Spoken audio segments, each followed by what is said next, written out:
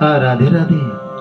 हरे कृष्ण मुरारी श्री बांके बिहारी लाल की जय।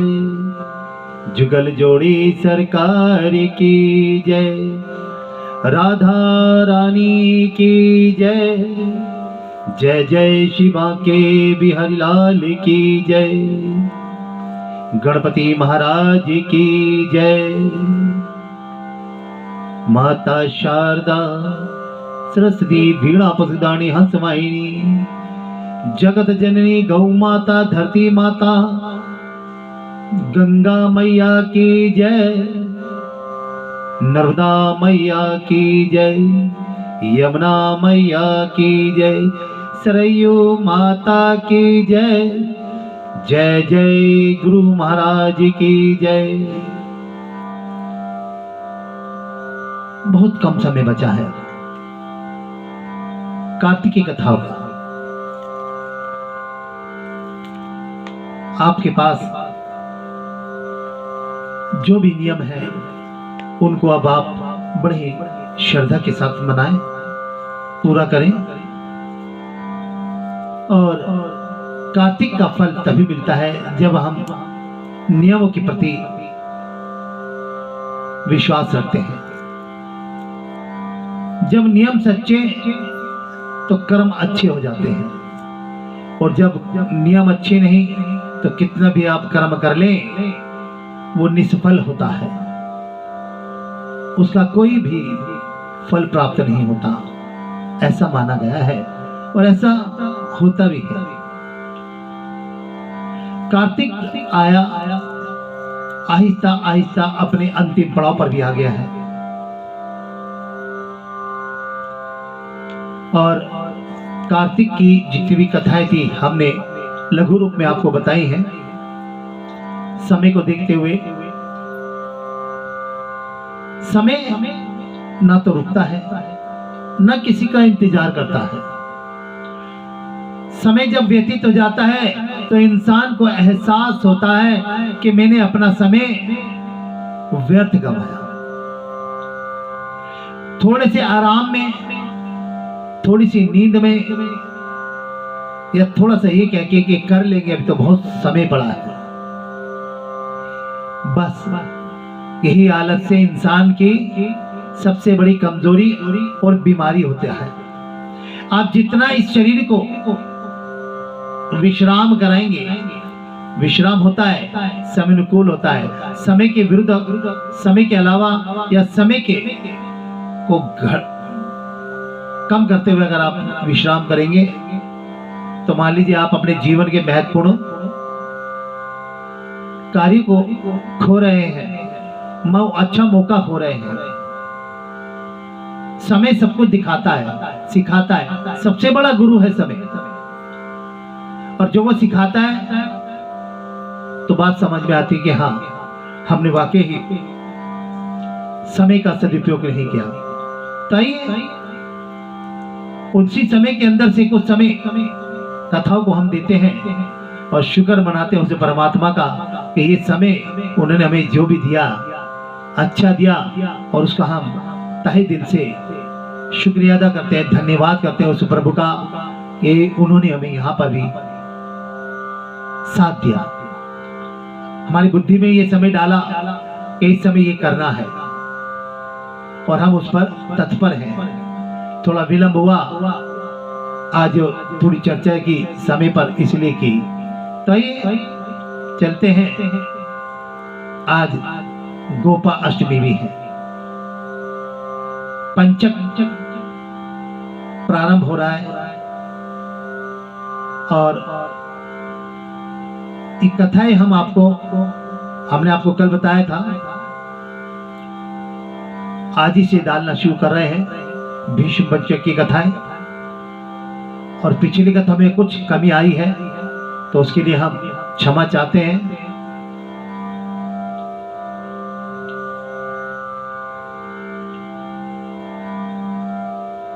बोलिए राधे राधे। सदगुरुदेव भगवान की जय।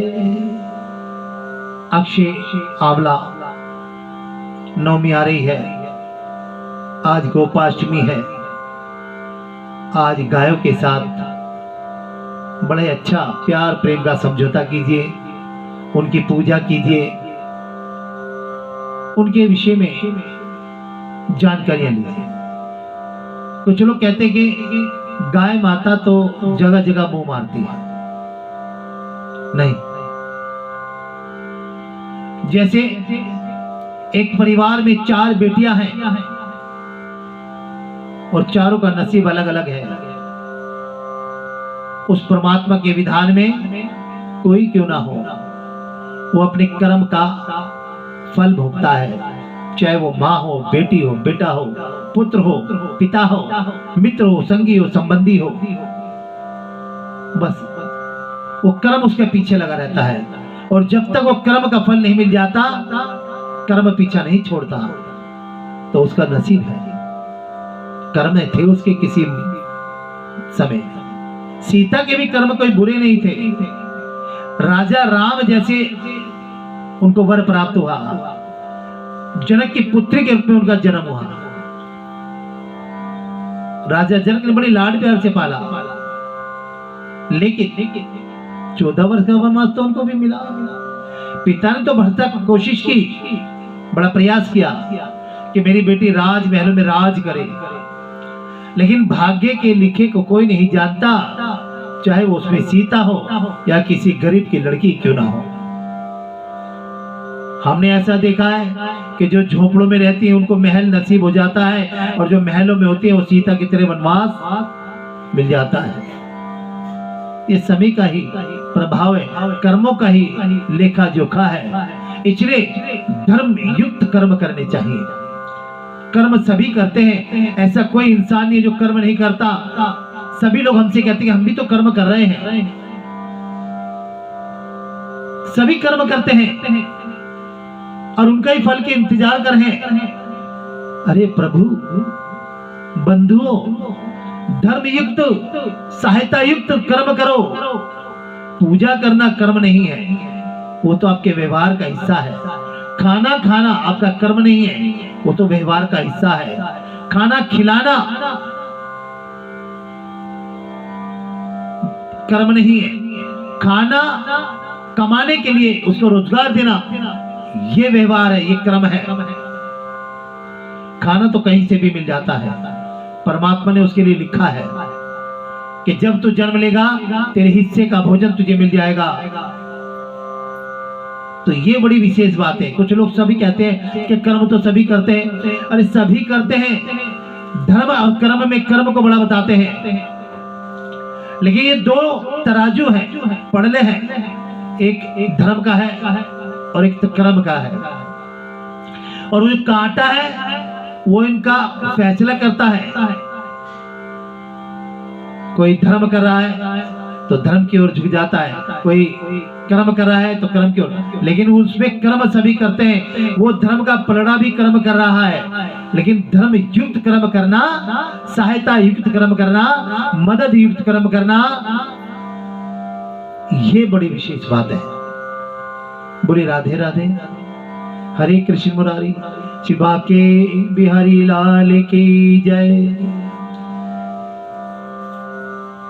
कल हमने कथा को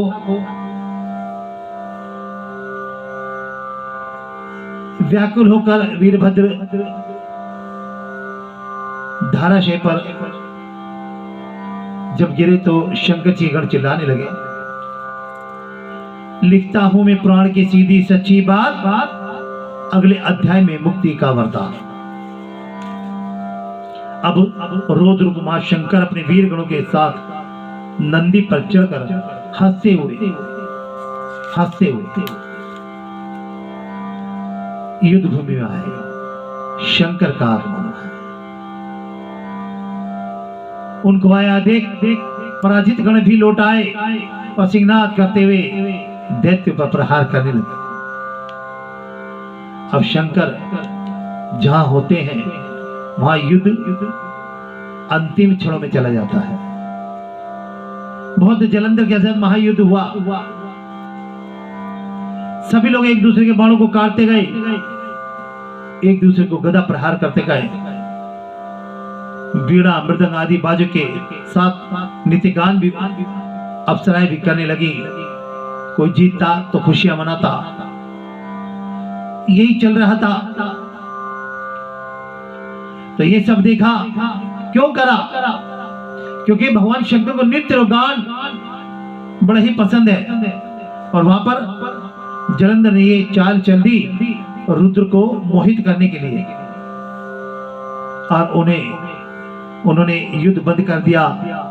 फिर तो काम से मोहित हो जलंधर जल्दी से त्रिनेत्र भगवान शंकर का उद्धार कर वृषभ पर बैठ पार्वती के पास जा पहुंचा। उधर अब पार्वती ने अपने पति को आते देखा तो अपनी सखियों का साथ छोड़ दिया और आगे आई, और पार्वती को देखकर कामत तो जलंधर का तेज पतन हो गया और उसके पवन से वह जड़ भी गया। गोली से उसे दानव जाना तो वह अंत ध्यान होकर उत्तर और मानस पर चल गए। वहां पार्वती को देखकर जलंधर भी शिव जी की ओर लौटा तथा पार्वती जी भगवान विष्णु को बुलाकर दैत्य को ये कृत्य कहा और ये प्रश्न किया कि आप इससे अवगत हैं? भगवान विष्णु ने हाथ जोड़कर कहा, उत्तर दिया, कृपा आपकी कृपा से मुझे सब कुछ ज्ञात है माँ। हे माँ, जो आज्ञा हो पालन करूं। जगत माता ने विष्णु से कहा, उस दैत्य ने जो मार्ग खोला है उसका अनुसरण उचित है। तो मैं आज्ञा देती हूँ कि तुम जाकर उसकी स्त्री का पतिव्रत भ्रष्ट करो। ये दैत्य तभी मरेगा, अन्यथा इसको कोई नहीं मार सकता। पार्वती जी की आज्ञा पाते ही भगवान विष्णु माँ की आज्ञा से शिरोधारी होकर छल करने के लिए जलंधर के नगर में गए। छल करने के लिए, तभी तो उनका नाम छलिया है। और कहा है कि जहां उचित हो वहां छल भी आवश्यक पड़ जाता है। आज कर रहे हैं लोग, लेकिन उचित नहीं, अनुचित समय पर भी अनुचित छल कर जाता है। ये लीला है, ये सब वहीं से सीख चली है, तभी तो कर्मों का फल बनता है। भगवान ने भी छल किया था तो उनको भी भोगना पड़ा 14 वर्ष का वनवास,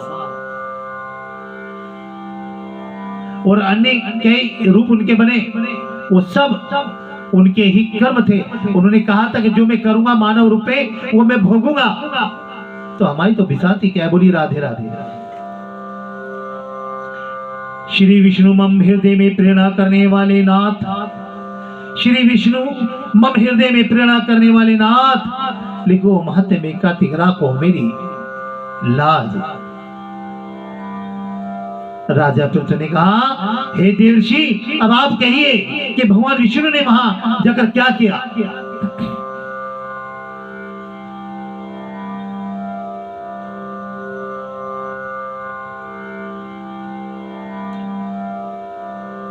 जलंधर की स्त्री का पतिव्रत कैसे भ्रष्ट हुआ? श्री नारद जी ने कहा, जलंधर के नगर में जाकर भगवान शिव ने उसकी पतिव्रता स्त्री वृंदा का पतिव्रता भंग करने का विचार किया। वे उसके नगर में एक उद्यान में जाकर ठहर गए। रात में उसे सपन दिया कि वह उनकी माया और एक अद्भुत कार्य पद्धति थी, और उनकी माया द्वारा जलंधर की पतिव्रता वृंदा ने रात में स्वप्न देखा कि उसका पति नग्न होकर सिर पर तेल लगाए महिष पर चढ़ा है और काले रंग के फूलों की माला पहने हुए, तथा उसके चारों ओर हिंसक जीव हैं। सिर मुड़ाए हुए अंधकार में दक्षिण दिशा की ओर जा रहा है। उसे अपने नगर को समुद्र में डूबा हुआ देखा। इस प्रकार बहुत से भयानक सपने देखे और तुरंत ही वह जाग पड़ी। स्वप्न के संबंध में विचार करने लगी। सूर्योदय हुआ, देखा तो सूर्य में एक छिद्र दिखाई दिया। वह कांतिहीन था, इसे उसने अनिष्ट समझा। भयभीत को रोने लगी। छज्जे पर गई, पटारी पर चढ़ी, भूमि पर उतरी, मगर उसे कहीं पर भी शांति प्राप्त नहीं हुई। फिर वह दो सखियों को साथ लेकर उपवन में गई, परंतु वहां भी उसे शांति नहीं मिली। वह जंगल में निकल गई, वहां भी उसे चैन न आया। वन में उसने सिंह के समान दो भयंकर राक्षसों को देखा, जिसे वह अत्यंत भयभीत होकर वहां से भागने लगी।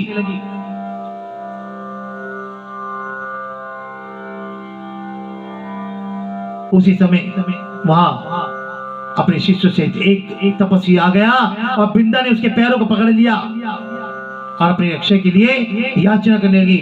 मुनि ने अपने एक ही ओंकार से उन दोनों राक्षस को भगा दिया। वृंदा आश्चर्य हुआ और भय से मुक्त मुनि को हाथ जोड़कर प्रणाम किया। बोली राधे राधे। देखा किस प्रकार से जलंधर को मारने के लिए षड्यंत्र का छल किया, लेकिन धर्म युक्त है। किसी को पावन मुक्ति देनी है और किसी से पावनता का श्रेय लोगों के दिलवाना है, और वो है वृंदा। भगवान जानते थे कि वृंदा ही एक ऐसी स्त्री है जो इस संसार का उद्धार कर सकती है। तो इसलिए तो भगवान वाल्मीकि रामायण में नारी का जो सफलतम न्याय दिया है वो वहां से दिखाया जाता है, पढ़ाया जाता है, सुनाया जाता है, वो प्रमाण किया जाता है। ये सब का उद्धार नारी जाति का त्रेता युग में महर्षि वाल्मीकि के द्वारा ही हुआ है। वहीं से प्रथा चली आ रही है। हाथ जोड़कर कृतज्ञता का ज्ञापन किया। मुनि से अपने युद्धरत पति के संबंध में उसकी कुशल क्षेम प्रश्न किया। मुनि ने मौन हो गए और पीछे देखकर कुछ कहना चाहा। उसी समय दो वानर उनके पास हाथ जोड़कर खड़े हुए। जो ही मुनि ने भृकुटी का संकेत किया तो वे उड़कर आकाश में चले गए और जलंधर का सिर धड़ से लेकर मुनि के पास आ गए। अनेक प्रकार के वचन कहकर दारुण करने लगी और तत्पश्चात उसने मुनि जी से कहा, हे कृपानिधे, आप मेरे पति को जीवित कर दीजिए। पतिव्रता परायण दैत्य पति ऐसा कहकर दुखी श्वासों को छोड़ती हुई मुनि के चरणों में गिर पड़ी।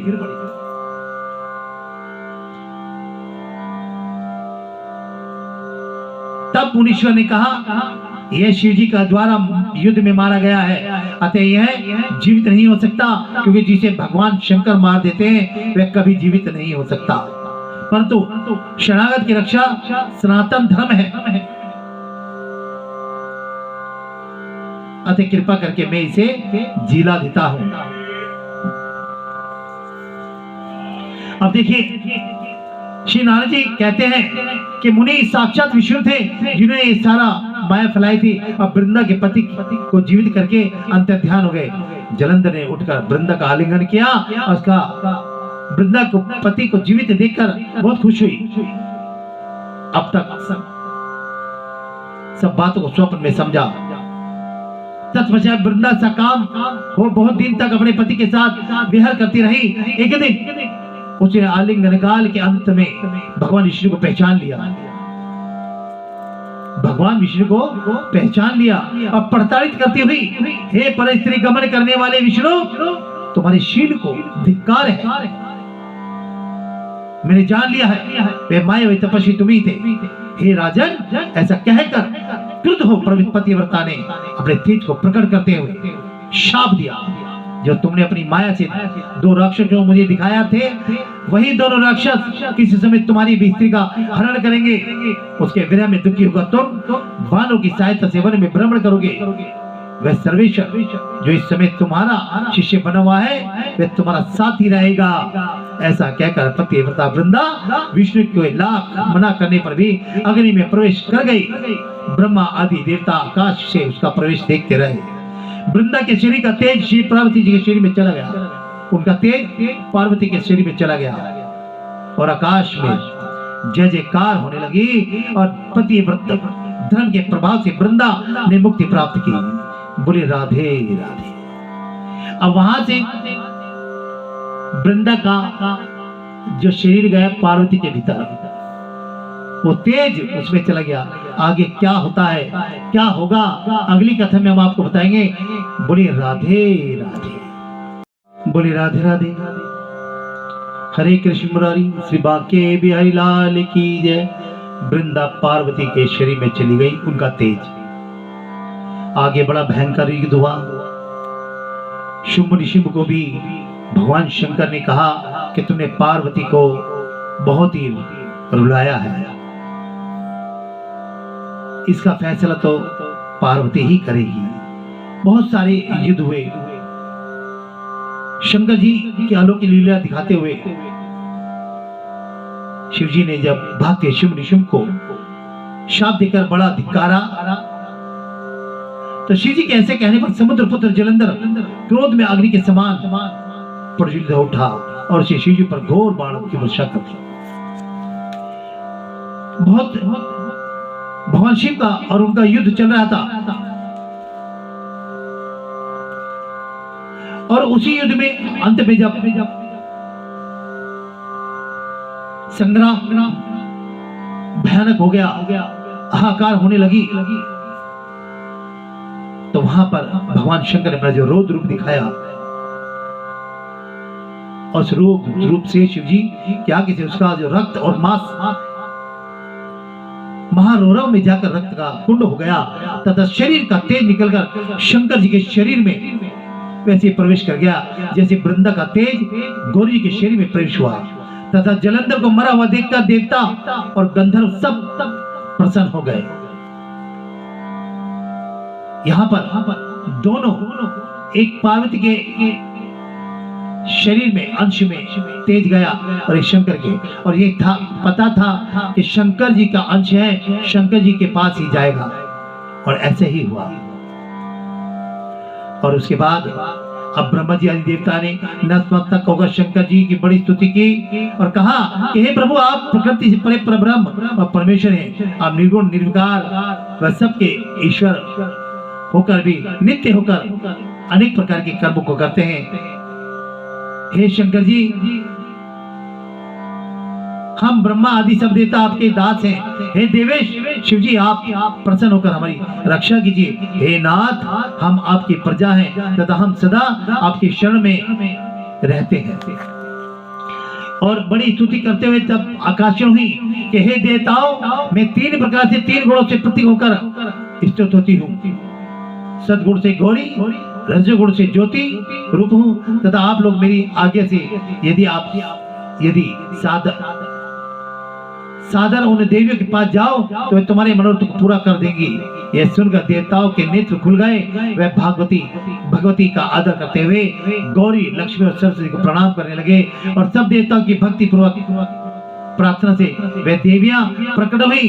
सब देवताओं ने खुश होकर निवेदन किया कि तब देवियों ने कुछ बीज देकर कहा, इन्हें ले जाकर विष्णु को दे दो, तुम्हारे सब काम सिद्ध हो जाएंगे।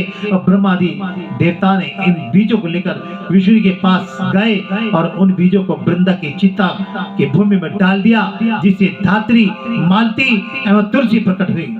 विष्णु जी ने जो ही उन स्त्री रूप वाली वनस्पति को देखा तो वह उठ बैठे, काम सक्त चित्त से मोहित हो उनसे याचना करने लगे। धात्री व तुलसी ने उनसे प्रीति की तो विष्णु सारा दुख भूलकर देवताओं से नमस्कृत हो गए और अपने लोक को चले गए। ये पूर्वता सुखी हो शंकर जी का स्मरण करने लगे। यह आख्यान शिव जी की भक्ति देने वाला है। यहाँ पर मालती एवं तुलसी प्रकट हुई। धात्री ये उस बीज से हुई।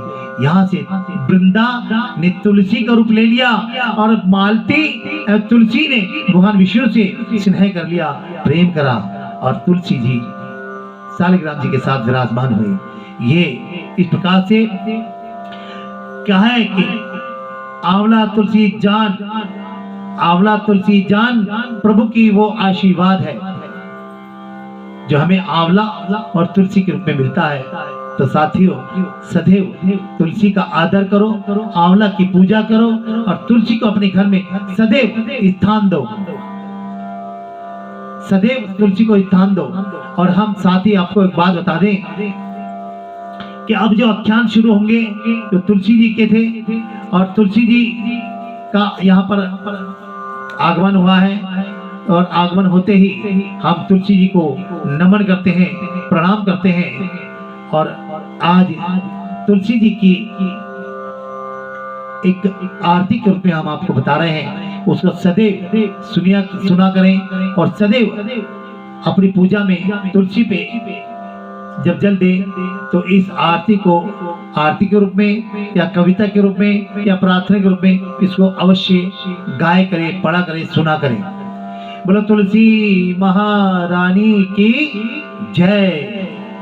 जय जय तुलसी माता मैया, जय तुलसी माता, सब जग की सुखदाता, सब जग की सुखदाता, तू जग की माता। ओम जय तुलसी माता।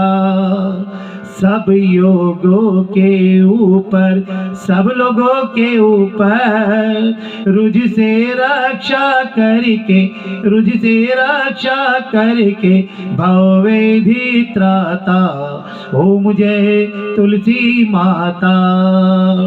बटु पुत्री है श्यामा, सुरवल्ली ग्राम्या, विष्णु प्रिय जो तुमको, विष्णु प्रिय जो तुमको, सेवे सो नर तर जाता। ओम जय तुलसी माता। हरि के शीश विराजत, त्रिभुवन हो वंदित, पतित जनों की तारिणी, पतित जनों की तारिणी, तुम हो विख्याता। ओम जय तुलसी माता। लेकर जन्म विजन में आए दिव्य भवन में, मानव लोक तुम ही से, मानव लोक तुम ही से सुख संपत्ति पाता। ओम जय तुलसी माता। हरि को तुम अति प्यारी, श्याम वरुण कुमारी, प्रेम अजब है उनका, प्रेम अजब है उनका, तुमसे कैसा नाता। ओम जय तुलसी माता।